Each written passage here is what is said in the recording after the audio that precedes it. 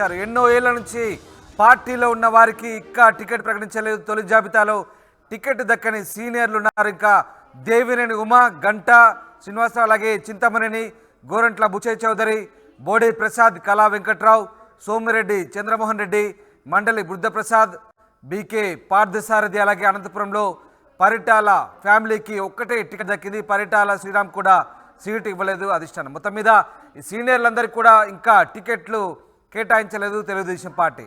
అటు తెనాలిలో ఆలపాటి రాజాకి ఇక సీటు కోల్పోయినట్టు తెలిసింది. ఎందుకంటే తెనాలిలో జనసేన నుంచి నాదెండ్ల మనోహర్కు టికెట్ కేటాయించడంతో ఆలపాటి రాజా ఆశలు అడియాశలయ్యాయి. ఇక పూర్తి స్థాయిలో అభ్యర్థులను ప్రకటించకపోవడంతో ఇంకా క్లారిటీ రావాల్సి ఉంది. మొత్తం మీద సీనియర్లకు ప్రస్తుతానికి ఈ జాబితాలో చోటు దక్కలేదు.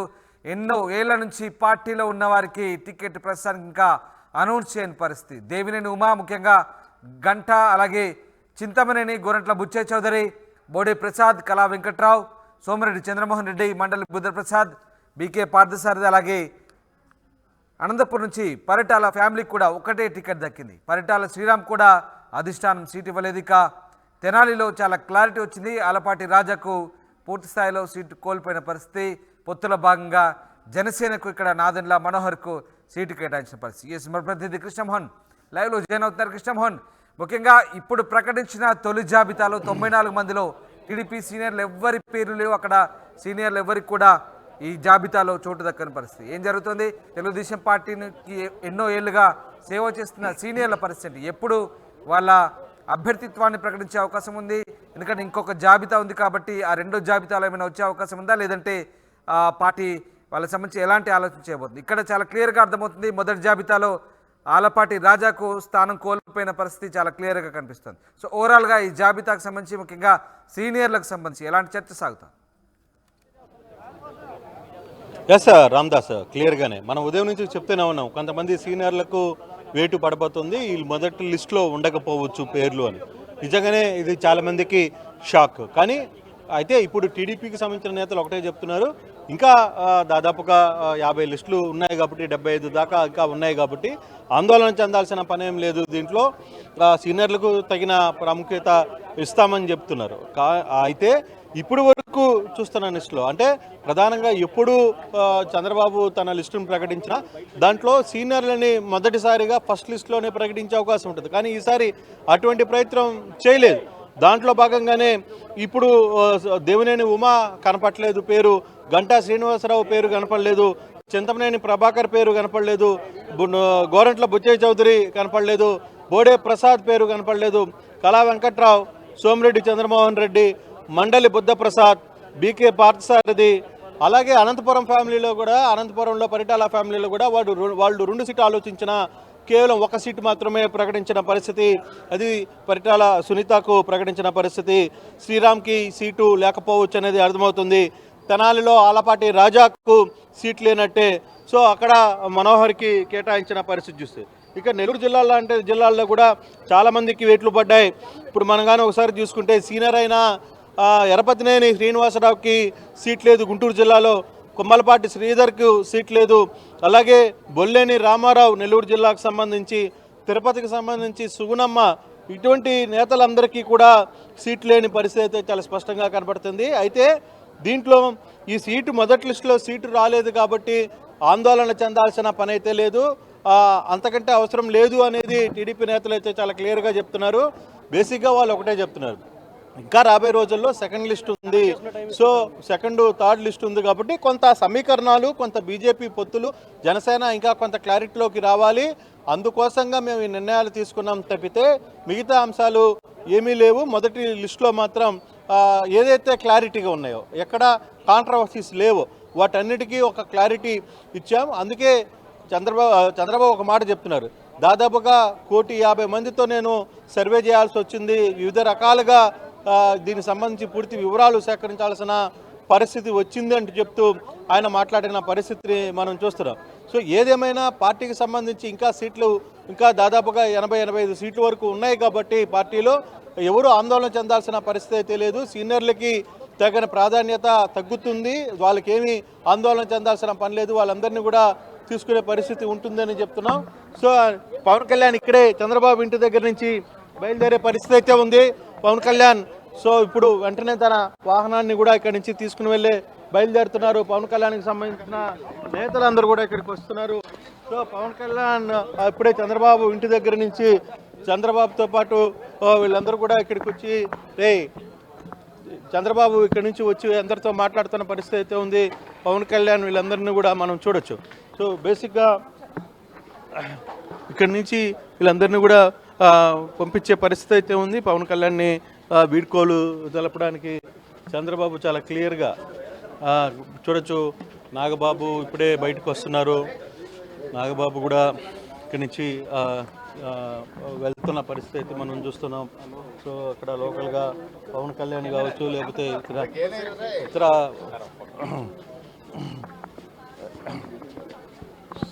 సో నాగబాబు కూడా లైన్లో ఉన్నారు. నాగబాబుతో సో ఓకే ఇప్పుడు అంటే అభ్యర్థులు కొంతమంది సెలెక్ట్ అయిన అభ్యర్థులందరూ కూడా పవన్ కళ్యాణ్తో కలిసి ఫోటోలు దిగడానికి చూస్తున్న నేపథ్యంలో పూర్తిగా కూడా అందరూ కూడా ఆయనతో కలిసిన పరిస్థితి అయితే ఉంది. ఆనంద్ బాబు గారు కంగ్రాచులేషన్స్. సో అందరూ నేతలు ఎవరైతే కొంతమంది సీట్లు వచ్చాయో వీళ్ళందరూ కూడా ఇక్కడికి వచ్చిన పరిస్థితి అయితే కనబడుతుంది. పవన్ కళ్యాణ్తో పాటు ఇక్కడ వచ్చిన నేతలందరూ కూడా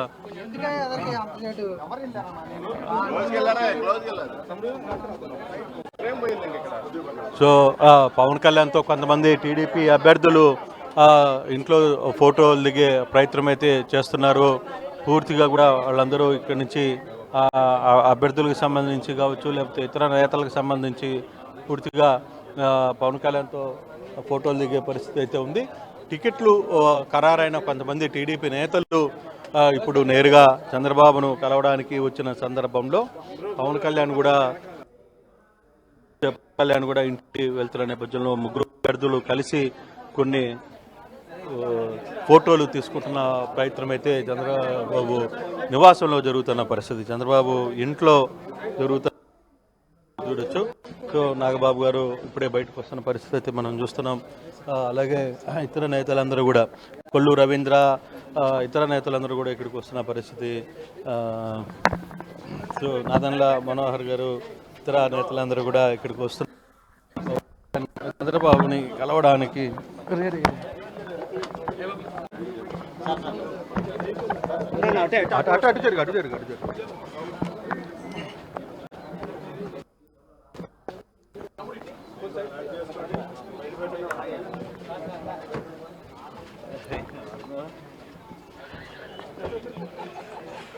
సో పవన్ కళ్యాణ్ అండ్ నాదన్లో ఇద్దరు కూడా వెళ్తున్న పరిస్థితి అయితే కనబడుతుంది. సో వాళ్ళు ఇప్పుడు ఇంటికి బయలుదేరిన పరిస్థితి అయితే ఉంది.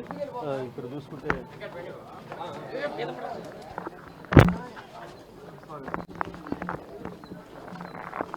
ఇప్పుడు చంద్రబాబుతో పాటు ఇతర నేతలందరూ కూడా ఇక్కడికి వచ్చిన పరిస్థితి అయితే ఉంది.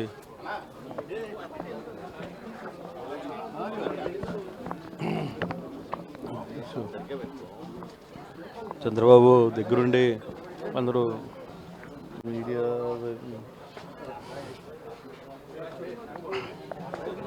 అందరితో కొంత మాట్లాడే ప్రయత్నం అయితే చేస్తున్నారు. కొన్ని ఫోటోలు దిగే ప్రయత్నం అయితే చేస్తున్నారు. మొదటి జాబితా అనంతరం తర్వాత కొందరు నేతలతో మాట్లాడే ప్రయత్నం అయితే చేస్తున్నారు. సో సీనియర్ నేతలందరితో కూడా కొంతమందితో కలిసే ప్రయత్నం అయితే చేస్తున్నారు. సో చాలామంది యంగ్ జర్నలిస్టులు, ఉత్సాహవంతమైన జర్నలిస్టులు అందరూ కూడా బాబు గారితో ఫోటోలు దిగడానికి వెళ్ళారు. సో ఇప్పటికీ చంద్రబాబు గారితో పాటు ఇతర నేతలందరూ కూడా ఇప్పుడు టికెట్లు ఎవరైతే అనౌన్స్మెంట్ చేసిన వీళ్ళందరికీ కూడా సీట్లు వచ్చిన కొంతమంది అందరూ కూడా మాట్లాడుతున్నారు. సో సౌమ్య ఇక్కడ చూడొచ్చు ఆర్టీవీతో మాట్లాడుతూ ఉంది. కొందరు ఇప్పుడు టికెట్లకు సంబంధించిన వ్యవహారంలో కావచ్చు, లేకపోతే అభ్యర్థులకు సంబంధించిన వ్యవహారాలు కావచ్చు, వీటన్నిటికీ కూడా కొంతమంది నేతలు ఇప్పుడు స్టిల్ ఇంకా చంద్రబాబు ఇంట్లో ఉన్న పరిస్థితి చూస్తున్నాం. మనం చూస్తే కొల్లు రవీంద్రను చూడవచ్చు, లేకపోతే ఇతర నేతలందరినీ కూడా చూసే ప్రయత్నం అయితే చేయొచ్చు. సో ఓవరాల్గా ఒకటి ఈరోజు జరిగిన దీంట్లో కొంతమందికి సీట్లకి సంబంధించిన వ్యవహారంలో కావచ్చు, ఇక్కడ తెనాలి కొంత వ్యవహారం చాలా ఇబ్బందులు clear గా అయితే ఉంది. start అవుతున్నాయి. ఆలపాటి రాజా ఆశ పూర్తిగా గల్లంతైనట్టేనా కృష్ణమోహన్? ఇంకా ఆలపాటి రాజా కంపల్సరీగా తెనాలి నుంచి మనోహర్ పోటీ చేస్తున్నట్టుగా ప్రకటించిన నేపథ్యంలో ఇక ఆలపాటి రాజా పరిస్థితి ఎలా ఉంటుందనేది కూడా చూడాలి. కొంతమంది ఆ సీనియర్ నేతల్ని ఇక్కడ ఈరోజు లిస్టులో లేరు, కానీ టీడీపీ నేతలు ఒకటైతే చెప్తున్నారు, ఈరోజు కాకపోయినా రేపైనా వచ్చే లిస్టులో కొంత ప్రయత్నం అయితే ఉంటుంది, దాని గురించి ఆందోళన చెందాల్సిన పని లేదు అని చెప్తున్నప్పటికీ కూడా.